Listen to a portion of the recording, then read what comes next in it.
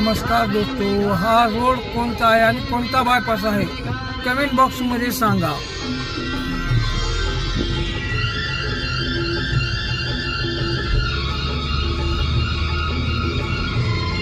हा कोणता बायपास आहे कमेंट बॉक्स मध्ये सांगा।